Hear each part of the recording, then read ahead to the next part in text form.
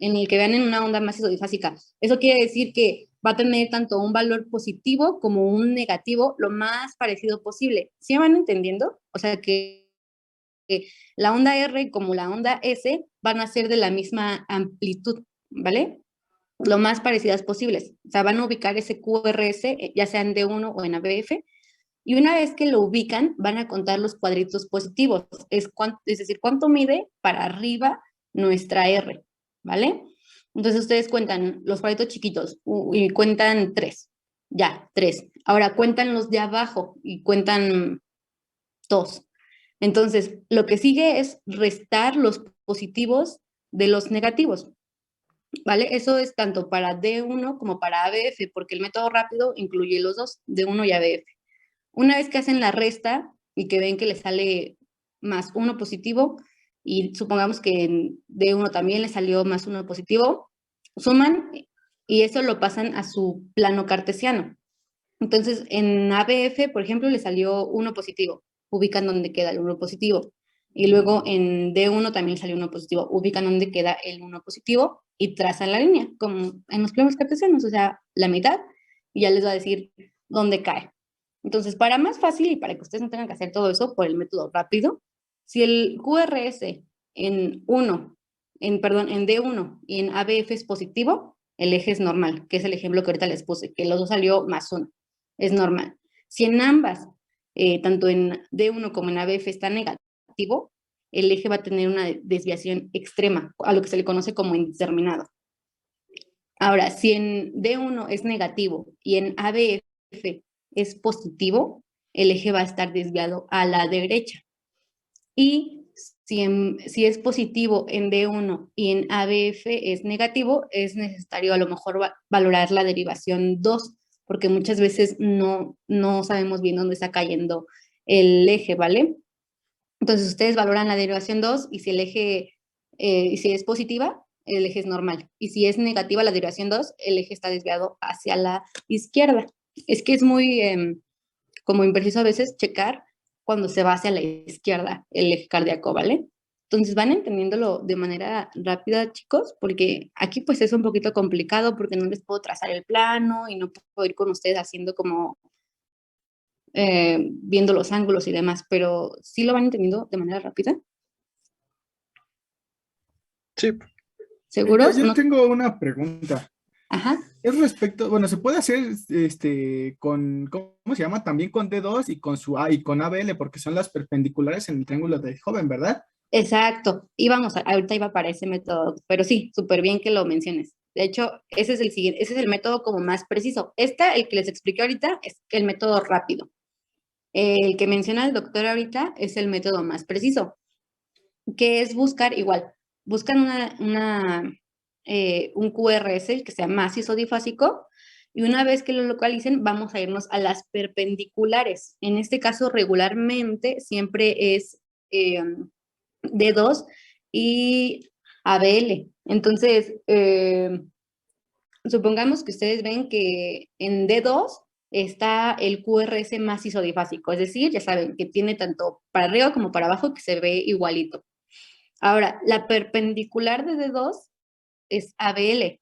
Entonces se van a ABL y checan ahí un QRS que sea más o menos igual isodifásico. Si no encuentran uno, pues agarran el que esté más positivo. Y si no, pues agarran el que esté más negativo, el que tenga ABL. O sea, porque ahí pues, no podemos como cambiarlo, porque es la perpendicular de D2, ¿vale? Entonces, si el QRS es predominantemente positivo, el eje estará en su dirección, pero si es predominantemente negativo, el eje va a estar en una dirección opuesta, es decir, que puede estar desviado hacia la derecha. Un ejemplo sería que, o sea, están ustedes viendo ABL, ahí encuentran la isodifásica. Entonces, ya saben que por lógica su perpendicular es de 2. Entonces, checan, hacen su suma otra vez y checan que es predominantemente positivo, ya les salió el resultado.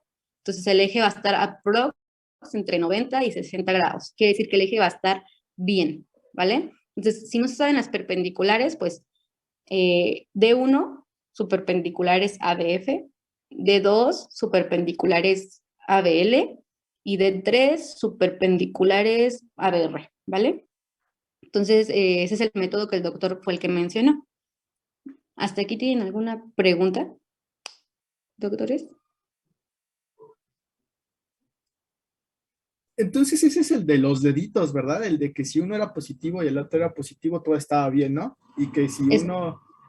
es que si era algo así de los dedos, ¿no? De los pulgares. ajá, exacto. Este es el de los deditos. O sea, si este está positivo y este positivo, los dos bien. Si uno está positivo y el otro negativo, tu eje está desviado, ¿vale? Y dependiendo de cuál de los dos deditos tengas hacia abajo o los dos hacia abajo, pues tu eje está muy indeterminado, ¿vale?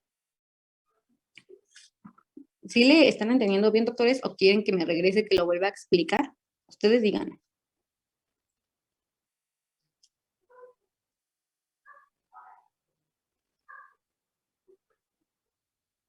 ¿Todo bien? ¿Seguros?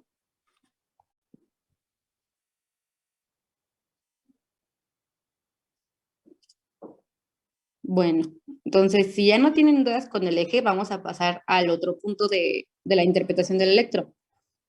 Ok, ahora sí viene la parte de las ondas. Bueno, la primera onda a valorar es la onda P. ¿Qué vamos a checar? Pues igual, su morfología, sobre todo su morfología. Ahorita no vamos a hablar de cosas patológicas, solo quiero que en su cabecita se les quede así tatuada cómo debe ser una onda P normal. La onda P, como ya dijeron, la despolarización auricular significa. Entonces, va a indicar el tiempo en el que se ocupó para que el impulso eléctrico del nodo sinauricular se transmitiera a toda la musculatura auricular. Entonces, ¿dónde va a estar ubicada? Su ubicación va a proceder a un complejo QRS. Siempre, siempre, siempre tiene que estar ahí la onda P. Cuando no está su onda P, nos habla igual de patologías. Amplitud, o sea, para arriba, ¿cuánto debe de medir en condiciones normales? De 2 a 2.5 milímetros, o sea, de esos cuadritos pequeñitos, no debe rebasar los 3 cuadros pequeñitos, ¿vale? No debe ser más grande, porque también ya puede significar patologías, sobre todo patologías pulmonares. Entonces, a veces por el trazo que los electrocardiógrafos marcan mucho, no sé si se han dado cuenta que luego se ve muy remarcada la línea, puede aparentar que la onda P es más grande, pero lo pueden corroborar con su duración y con la morfología que ahorita se las voy a decir. Entonces, para arriba no debe de medir más de 2 a 2.5 milímetros. En duración, debe de durar aprox de 0.06 a 0.11 máximo, ¿vale? Algunos libros dicen que menor de 10, igual. O sea, ese es como lo aprox que debe de medir. Les digo, o sea, pueden haber variaciones porque, pues a lo mejor se movió tantito el paciente o se ve demasiado marcada la línea y no alcanzamos a distinguir si son .10 o .11, pero ese es como el estándar, ¿vale? La morfología, ¿qué va a ser característica de la onda P? Es una onda redondita, es bonita, es simétrica, es como, pues como un circulito, pero nada más de la parte de arriba, ¿vale? O sea, siempre va a ser redondita, no, nunca va a caer, nunca se va a ver como chuequita ni nada, tiene que ser morfológicamente bonita, simétrica, ¿vale? Y siempre va a ser hacia arriba, no tiene que ser hacia abajo, siempre tiene que mirar hacia arriba la onda P. Ahora, el intervalo PR. Ya sabemos que el intervalo PR significa la conducción auriculoventricular y demás. Ahora, el intervalo PR eh, es importante, sobre todo checarlo, porque cuando hay bloqueos, sobre todo AB, este intervalo se empieza a hacer muy largo, se alarga, se alarga, se alarga, hasta que ya no conduce un complejo QRS o ya no se ve, ¿vale? Entonces, por eso el intervalo, hacemos mucho énfasis, sobre todo en esas patologías. Ya saben que representa el tiempo que toman impulso para pasar de las aurículas por el nódulo AB, después a las de His y a las fibras de Purkinje. Por eso es que tiene tanta relevancia en los bloqueos AB. Entonces, ¿dónde se ubica? Se va a extender desde el comienzo de la onda P hasta el inicio del complejo QRS. ¿Cuánto debe de medir? Perdón, de durar en condiciones normales de 0.12 a 0.20 segundos, ¿vale? No, no, al intervalo PR sí chéquenle bien porque, ya saben, si se hace más largo, pues ya seguramente el paciente tiene algo por ahí, algún bloqueo. Y bueno, y sobre todo corroborar que todos sean como de esa duración. Y cuando son más estrechos, igual nos puede hablar de algún síndrome de Wolff-Parkinson, que es rarísimo encontrar ese síndrome, pero puede ser, ¿vale? Entonces, punto 12 a punto 20 segundos, ¿va? Ahora pasamos con... Ah, bueno, en cuanto a la presentación que está ahí, la que están viendo, ven que sigue el intervalo QT, pero lo voy a dejar para el final porque realmente el intervalo QT casi no lo ocupamos mucho. Es cuando les decía que hay como variaciones. Pasamos al QRS. Al QRS, que le vamos a checar anchura, voltaje y morfología, ¿vale? Los QRS regularmente se ven más afectados en las taquicardias y en los bloqueos de rama derecha o de rama izquierda.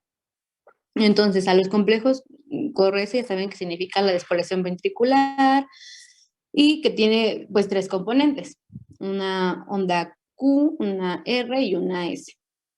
Entonces, la onda Q siempre va a estar localizada al comienzo del QRS como la primera deflexión negativa de todo este complejo. Es la que se va a ver hacia abajo. A veces es tan pequeñita que a veces ni siquiera la van a alcanzar a distinguir, pero va hacia abajo esa onda, ¿vale? Puede estar presente o puede estar ausente. Les digo que a veces no se alcanza a distinguir muy bien, pero la onda Q es la que marca que está empezando el complejo QRS, ¿vale? La onda R siempre va a ser la primera deflexión positiva, que sí se va a ver muy marcada, es decir, que sí va a estar muy notoria, va a estar alta.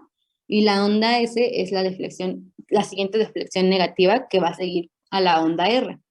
Entonces, en cuanto a características, pues la ubicación del QRS va a ser continua al intervalo PR.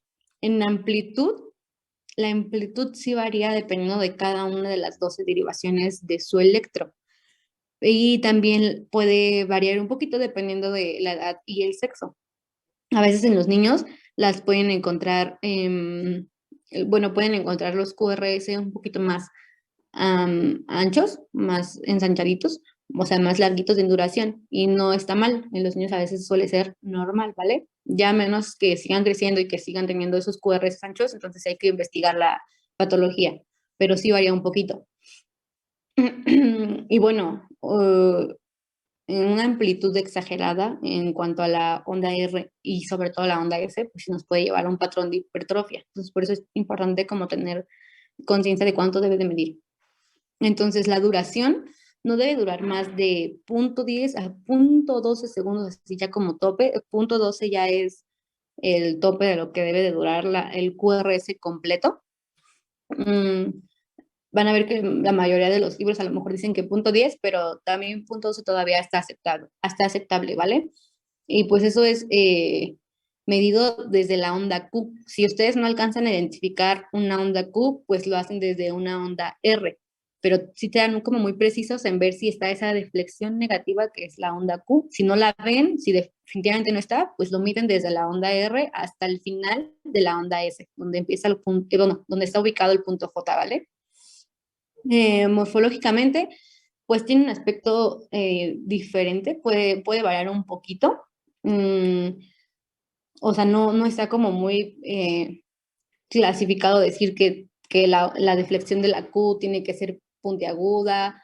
La R sí tiene que tener una punta, es decir, regularmente no es redondeada, la R sí es puntiaguda, y la S suele a veces ser un poquito más redondita que la R, y está bien. Esa sería como la morfología de las ondas. Y la Q les digo no, porque pues a veces ni se ve, pero con que vean ahí un cachito negativo, esa es su onda Q. Y bueno, de aquí, del complejo QRS, nada más. ¿Hasta aquí han tenido alguna pregunta con las ondas que hemos visto?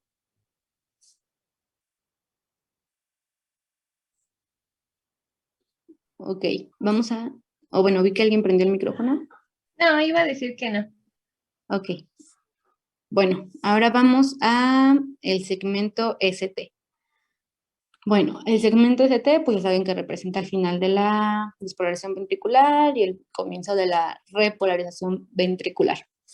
Entonces, las características de este segmento es que se extiende desde donde termina la onda S hasta el comienzo de la onda T. En cuanto a medición, no suele medirse, no tiene como una duración de cuánto exactamente tiene que durar, entonces el segmento ST no. Así si un día les ponen en un examen cuánto mide, pues no suele medirse. Y casi, eso sí, la deflexión, eso sí, a veces sí suele ser como su característica, casi siempre es isoeléctrico, pero puede variar. Y si ven que no está isoeléctrico, lo máximo que puede subir es 1 milímetro, no más, ¿vale?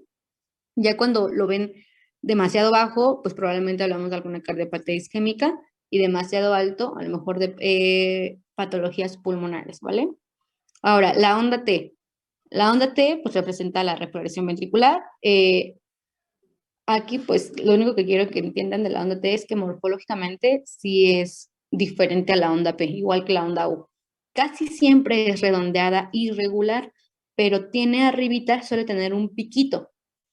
No se las puedo dibujar, pero hagan de cuenta, sube como una onda U, es decir, perdón, como una onda P, es decir, sube de manera redondita, bonita, arriba en su piquito, en el pico, en el punto máximo, hace como una puntita y baja de manera brusca. O sea, no baja redondeada, no baja como subió literalmente, baja así como rudo. O sea, no hace una forma bonita de una onda P. No es tan redondita. Se suele bajar así como de manera más brusca. Entonces, esa es como la diferencia entre la P y la T. La ubicación pues sigue a la onda S y al segmento ST, es la siguiente onda que les continúa. Y la amplitud, o sea, para arriba, no, es más grande. Aquí también es otra característica que la hace diferente a la P, es más grande. Suele medir hasta 5 milímetros, no más. Ya a veces, ya más grande, ya también sería raro, ¿vale? Entonces no suele ser más grande. Y en cuanto a duración, no suele medirse. Tampoco tiene como una duración establecida. Sí puede ser más alargada y no significa que haya alguna patología importante, ¿vale? Y como puntos importantes de la onda T es que normalmente es positiva en D1, D2, D3 y suele ser negativa en ABR y ABL, ¿vale? Y pues finalmente la onda U, ya saben que es la repolarización de las uras de Purkinje. Tampoco, no suele medirse, no suele ni checar su amplitud ni nada.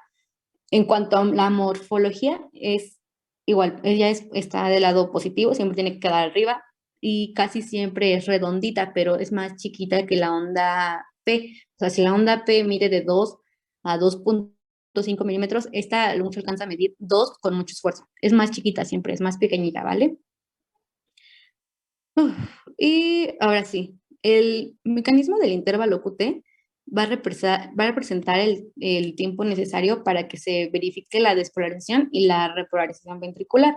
Entonces, regularmente el QT nadie casi no lo sacan o no lo corroboran porque se va más acercado a ciertas patologías. Pero pues sí es importante que sepan cómo se saca o cuánto tiene que medir aprox. Un QT normal va a ir de unos 0.34 a 0.45 segundos y eso va a variar. Algún criterio también para decir que es un QT normal es cuando mide menos de la mitad del intervalo RR. Si también esa es como una regla general del QT, que no puede ser mayor que la mitad de la longitud del intervalo RR. O sea, cuando ustedes sacan el QT y ven cuánto les sale de resultado con la fórmula que les aparece en pantalla, y checan después cuánto mide de R a R, y es más chiquito ese QT, está perfecto. No nos habla de ninguna otra patología, ¿vale? Entonces con el QT, pues sí no me voy a meter tanto porque casi no lo van a estar ocupando. Y el número 10, el paso número 10 es los marcapasos. Antes no ponían este paso antes porque pues los marcapasos finalmente como que no tienen mucha importancia como para tomar el electro, pero empezaba a suceder que a lo mejor nosotros tomábamos un electro y no sabíamos que el paciente tenía un marcapasos, no le preguntábamos ni nada. Y entonces, si saben que en los marcapasos, cuando se toma un electro, hacen espigas, así se le llaman como a las líneas que trazan, que empiezan a hacer. Entonces, pues muchos médicos que a lo mejor no sabían que el paciente tenía marcapasos y veían esas espigas que era junto con la elevación del segmento ST, pensaban que los pacientes a lo mejor estaban infartando, que estaban teniendo por allá anginas. Entonces ya lo pusieron en estos 10 pasos de la interpretación para finalmente solo corroborar que si el paciente tiene marcapasos y cómo se tienen que ver esas espigas, que es normal que de repente se vean esas elevaciones del segmento ST por el marcapasos, ¿vale? No es porque el paciente tenga alguna otra patología. Entonces, dependiendo de cómo chequen esas espigas y demás, que no tienen igual una morfología muy clara, porque son ondas que se generan por el marcapasos, ya nada más ustedes lo corroboran con el paciente. Ustedes usan un marcapasos artificial o algo así y ya el paciente solito se los va a decir, ¿vale? Entonces, ¿preguntas hasta aquí, doctores? De la interpretación de un electro normal. Bueno, yo siempre tenía una duda. Bueno, ajá. Los intervalos se cuentan desde el inicio de la onda al final de la otra onda o al inicio de la onda al principio de la otra onda. A ver, desde el inicio de la onda. Es decir, por ejemplo, en el PR se va a Ajá. contar desde el inicio de la onda P hasta el final de la onda R o desde el inicio de la onda P hasta hasta el inicio de la onda R. No, ok, lo vas a contar, el PR lo vas a contar desde el comienzo de tu onda P hasta el inicio del QRS, ¿vale? O sea, donde tú veas tu deflexión Q, hasta ahí llega tu PR. Si no ves tu deflexión Q, porque a lo mejor no está, entonces hasta donde veas que inicia tu R, ¿vale? O sea, no hasta que acabe. ¿Sí era la pregunta? ¿Qué tanto abarcabas o...? Ajá, entonces es del inicio de la onda, de una onda hasta el inicio de la otra onda. Exacto, porque acuérdate que el intervalo incluye onda y la línea isoeléctrica. El segmento solamente te va a incluir la línea isoeléctrica, sin ondas. Pero entonces en este caso, como dice intervalo PR, solo es desde el inicio de tu onda P hasta el inicio de tu siguiente onda, ¿vale? O sea, sin agarrar la siguiente onda, porque si no, entonces ya seguiría el siguiente intervalo. ¿Así me entiendes? Porque si tú agarras de onda y cuentas también la otra onda, si agarras onda P y onda R, ya te va a salir otra duración, porque ya estás agarrando la onda R. Entonces, para corroborar la onda R, tendrías que hacer intervalo RT a lo mejor, ¿vale? Pero para checar el intervalo PR es inicio de la onda P, inicio complejo QRS, o en este caso, si no hay Q, tu onda R. ¿Sí quedó más claro? Ah, ok, sí, muchas gracias. Ok. Otra pregunta, doctores, antes de pasar ya con eh, ritmo sinusal y ya los ejercicios. ¿A todos les quedó claro los 10 pasos, sobre todo la frecuencia, el ritmo, la morfología de las ondas? Bueno, pues parece que sí. Entonces pasamos con ritmo sinusal.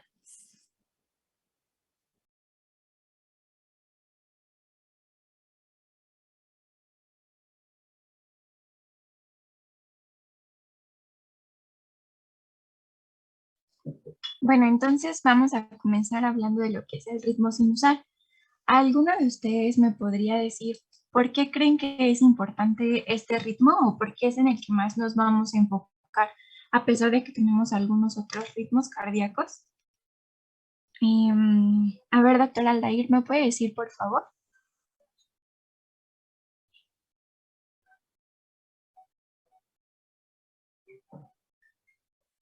Perdón, ¿me repite la pregunta? No escuché. ¿Por qué es importante o por qué hacemos más hincapié en el ritmo sinusal? Si Porque se podría tenemos, decir que es como el ritmo normal, ¿no? exactamente, como bien les mencionaba, gracias doctor, como bien les mencionaba en un principio, el ritmo sinusal pues va a ser el ritmo cardíaco normal que van a presentar todas las personas sanas. es el marcapasos fisiológico de nuestro corazón. Entonces, por esta razón es que nos centramos como más en estudiarlo y es muy importante que siempre, pues como parte de la lectura del electrocardiograma, nosotros estemos seguros de que ese paciente presenta un ritmo sinusal. Como igual les mencionaba hace un momento, este ritmo también es conocido eh, como ritmo sinuatrial o también como ritmo de Keats-Flack. Entonces, es importante tener como algunas generalidades de este ritmo para que ustedes pues lo relacionen y sea como un poco más fácil que recuerden las características de esto. Entonces, recordemos que este ritmo se va a producir por medio del nodo sinusal. Y este nodo, pues básicamente lo vamos a encontrar localizado anatómicamente en lo que es la aurícula derecha. Como una localización más exacta, podemos decir que va a estar en la pared superior, en la cara posterior y en el borde lateral de la aurícula derecha. Y siempre recuerden que va a estar situado debajo de donde desemboca lo que es la vena cava superior. Vamos a encontrar también que este nodo sinusal se va a encontrar pues básicamente a 1 milímetro de lo que es el endocardio. Hay que tener en cuenta que también mide aproximadamente de 3 a 5 milímetros y pues va a ser el principal gobernador o el que va a modular lo que va a ser el latido cardíaco, ¿no? Esto, obviamente en condiciones normales, este ritmo sinusal nos va a dar a nosotros una frecuencia de 60 a 90 latidos por minuto. También es muy importante que nosotros tengamos en cuenta que a partir del nodo sinusal, como les decía que es el que va a producir este ritmo, este nodo va a estar irrigado por lo que es la arteria circunfleja derecha en un 55% y también la arteria circunfleja izquierda en un 45%. Y también otro aspecto muy importante de este nodo es que acuérdense que va a estar regido por lo que es el automatismo.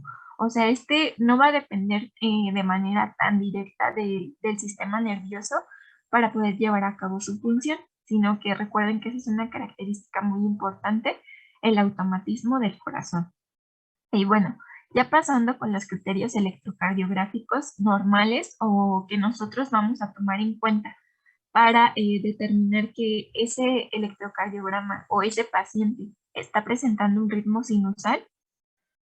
Acuérdense, lo primero es nosotros percatarnos que tiene una frecuencia que oscila de 60 a 100 latidos por minuto, que más o menos es como la frecuencia cardíaca normal que pues debemos de manejar, ¿no?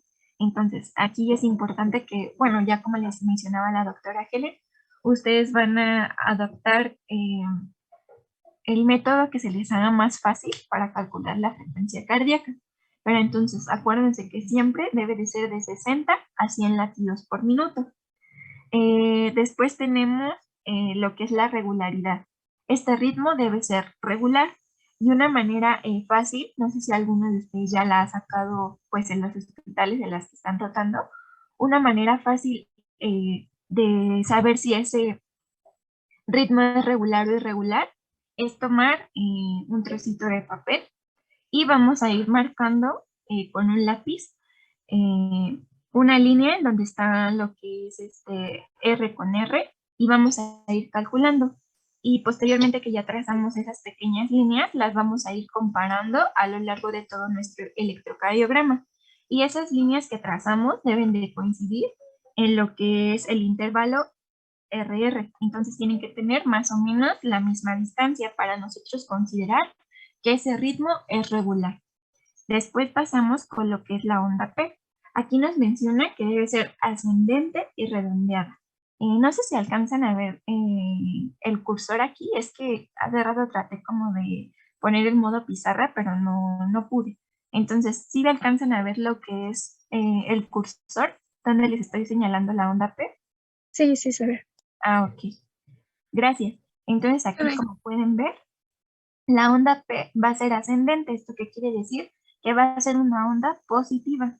Y a diferencia, por ejemplo, de la R, esta tiene que ser redondeada. Entonces, es importante aquí también que ustedes noten o se percaten de que toda onda P debe ser, bueno, más bien, por cada complejo QRS debe de haber antes una onda P. Es decir, entonces primero va la onda P y después debe de estar el complejo QRS. También es importante que ustedes tengan en cuenta que aquí les dije que la onda P debe ser positiva, pero esto no siempre va a ser así. En la única derivación en la que la onda P va a ser negativa es en ABR e inclusive puede ser en B1, pero en B1 puede ser ya sea positiva o negativa, es decir, puede ser isoeléctrica para que eso lo tengan en cuenta. En las demás derivaciones como D1, D3, ABF, la onda P siempre debe ser regular. Entonces, ¿hasta aquí tienen alguna duda?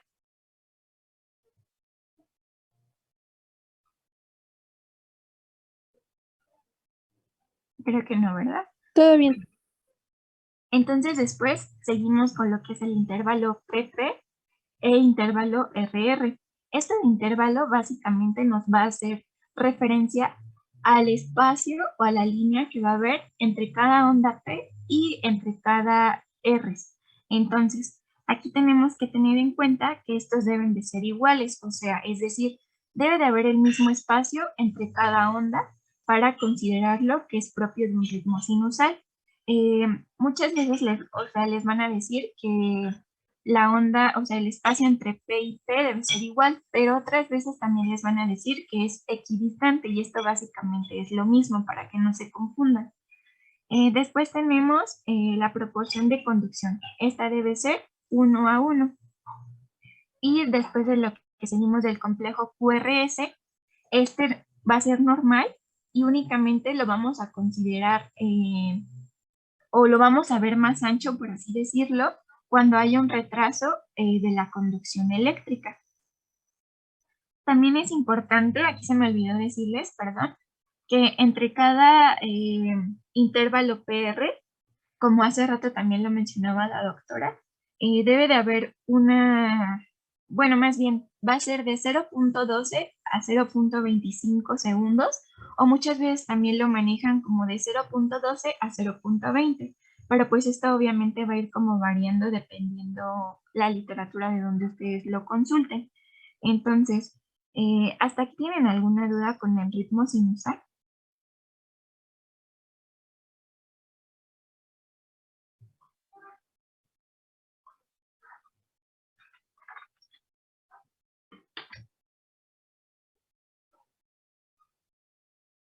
No, creo que ninguna. ¿Seguros? ¿Si todo les quedó claro en esta parte? Sí, doctora. Ok.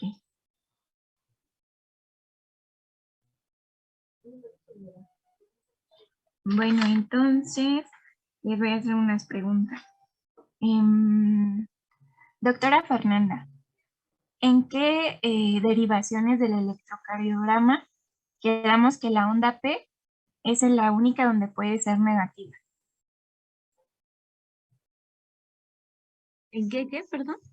¿En qué derivaciones del electrocardiograma dijimos que son las únicas en donde la onda P la vamos a ver como negativa?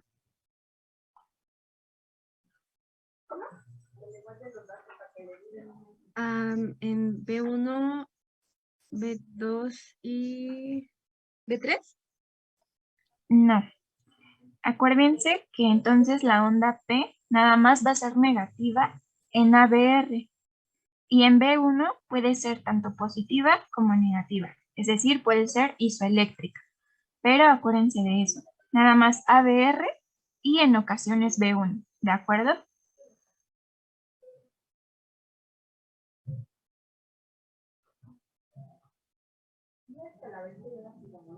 ¿Quieres agregar algo más aquí, Helen? No, no. Ah, bueno, entonces si quieres ya pasamos con lo demás. Vale. Oye, ¿tienes el manual ahí a la mano? Para compartirlo en la pantalla, Ajá, creo que sí, déjame lo busco. sí, porfis.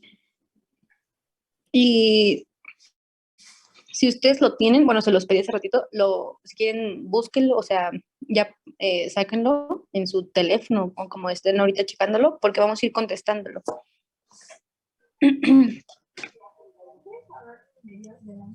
Entonces, como la doctora